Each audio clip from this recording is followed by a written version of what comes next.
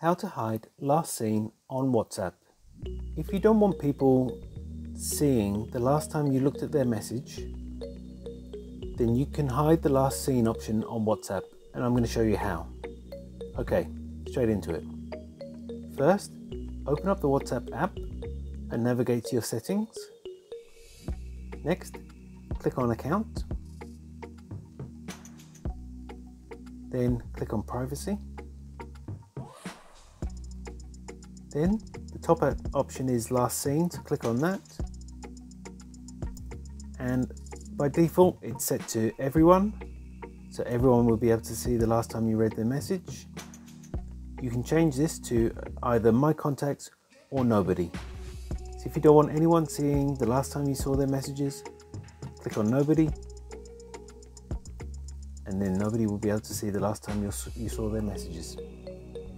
And that's all it takes to hide last seen on WhatsApp. If you found this video helpful, I'd love it if you liked the video, subscribe to my channel, and let me know in the comments if this worked for you. Thanks for watching.